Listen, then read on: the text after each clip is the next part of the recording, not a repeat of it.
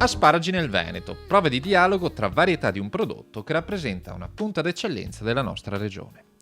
Varietà certificate e garantite dai marchi di denominazione di origine protetta, come nel caso dei turrioni di Bassano del Grappa, e di indicazione geografica protetta, attribuito invece agli asparagi di Cimadolmo e di Badoere. E proprio da Badoere di Morgano è partita la proposta di un incontro tra asparagi veneti per fare il punto sullo stato della produzione, sulle più aggiornate tecniche colturali e soprattutto sulle opportunità di avviare un percorso insieme perché gli asparagi del Veneto possano essere più forti sui mercati.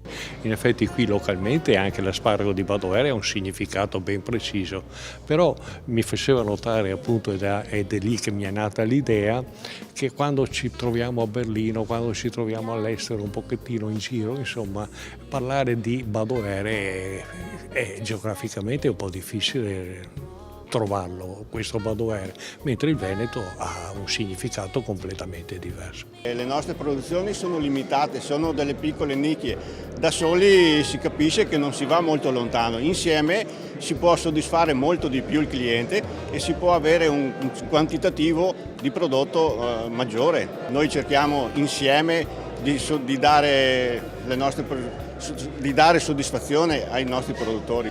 3 diverse varietà certificate per 3 differenti identità territoriali. Ma la forza della produzione veneta, prima in Italia per coltivazioni di asparagi, sono in realtà gli elementi comuni, ovvero il colore e la qualità.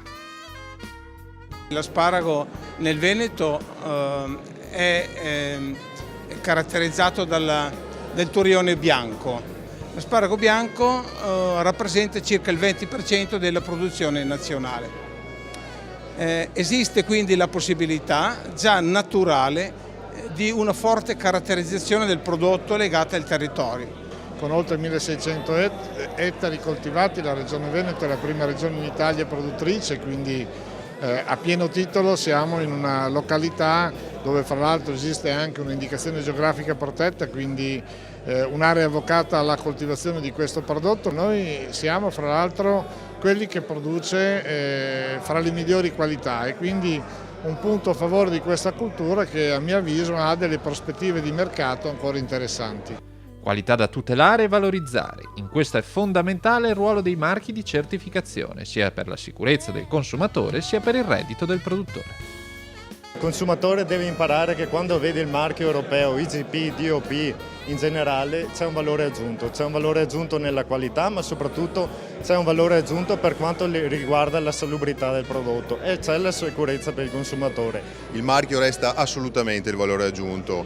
Personalmente, non solo io, mi auguro appunto che la blacklist degli asparagicoltori che non producono qualità venga presto allo scoperto, in quanto dobbiamo assolutamente percorrere la strada della qualità, del marchio tutelato.